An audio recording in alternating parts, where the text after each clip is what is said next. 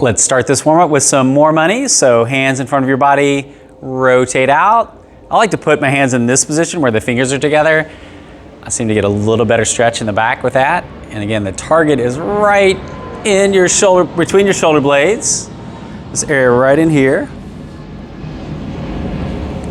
For some reason, when I put my fingers together, I get a little better stretch, okay?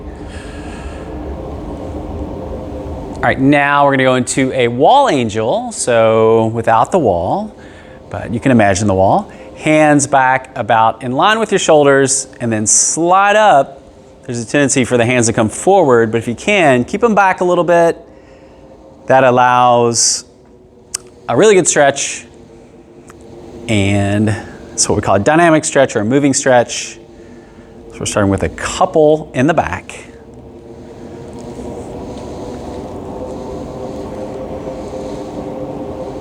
Okay, now we're gonna go to kettlebell swing. So we all know the kettlebell swing. Pretend you're holding a kettlebell, bring it down and then swing it forward, a little pop as you come up, and just swinging with your hips.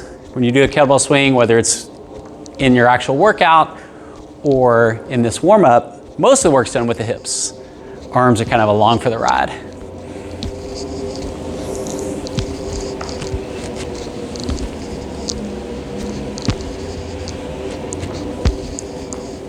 Okay, now we're gonna go to an old school stretch, what I call gym class stretch, which is hamstring stretch down to one leg. Hands are approximately at your knee or slightly below, and the target is right in the back of your legs, what we call the hamstrings. Usually tight in most people. And again, this is one most people are familiar with from gym class, or some point, most people have done this one. So it's what we call static stretch, no moving.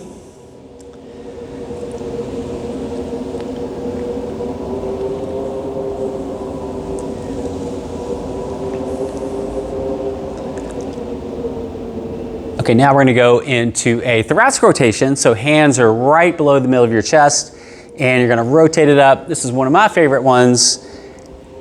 And like I always say, the point here is to move the shoulder blade. The arm ideally is just along for the ride. The idea is not simply to move the arm, but also to move the shoulder blade toward the spine.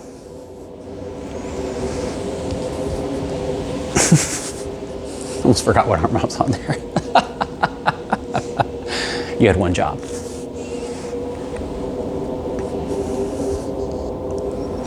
Okay, now we're doing neck tilt. I like this one a lot too. So neck is coming not straight down, not to the side, but kind of in the middle. And target here is right here. If you ever get a massage, ask them to work on this area. It's usually tight in most everyone. And connects to a muscle down that goes into the back as well. Okay, now switch it up. Always with these neck stretches, don't pull with this hand. It's just there to hold your head in place. It's not to pull.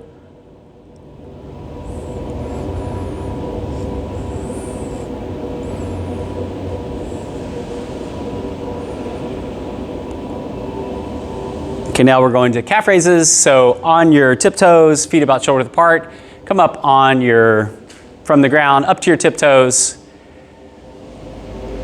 Getting the calves loosened up. Some of the muscles around the ankle.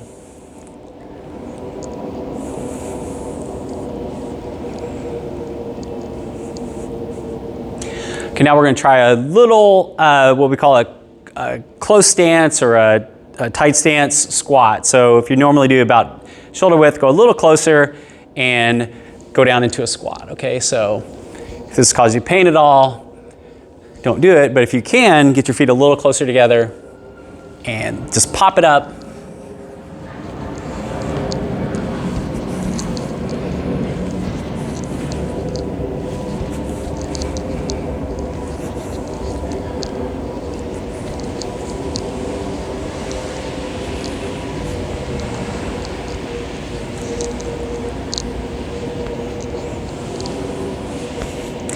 Okay, next one is similar, which is a deadlift, okay? So we're actually gonna do a single leg deadlift in what we call, so it's just single leg deadlift. Okay, so we come in this position. If you have a hard time going to a single leg, keep this foot on the background in kickstand position. Otherwise, let's go up onto the single leg and just down to the knee, okay? So little pop up if you can. Just working a little on the balance and nervous system and coordination.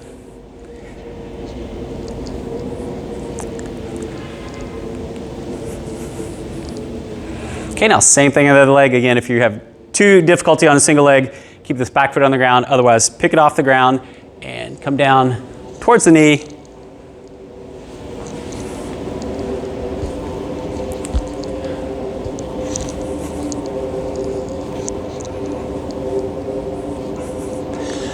Okay, now we're gonna do a full body extension. So full body extension, you take your hands down about to your knee level, and then you come up and reach up overhead, okay? So this is really using almost the entire body, legs, arms, shoulders.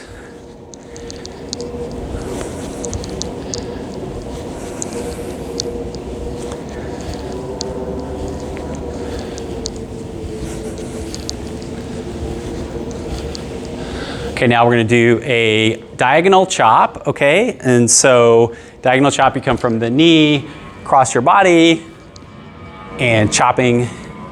As you do that, and you'll notice my legs are also involved in this a little bit. So again, get the whole body warmed up from bottom of your toes to the top of your head. Okay, switch sides, same thing on the other side.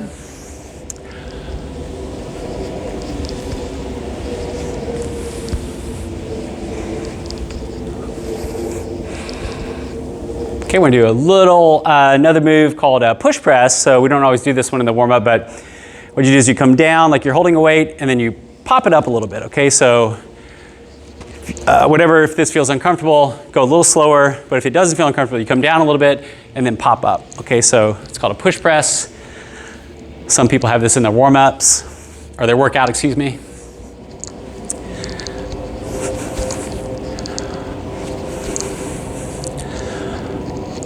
Okay, so next one is just an old-fashioned calf stretch. So old-fashioned calf stretch, you have one foot on the ground, 1 foot forward like this. And again, if you need to stabilize on something, do that. But we got a little calf stretch here.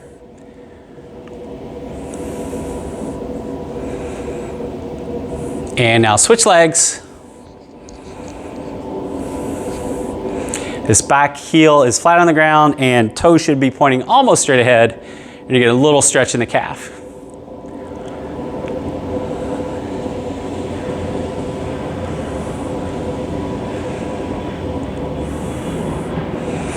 Okay, that's it. Great warm up and have a great workout.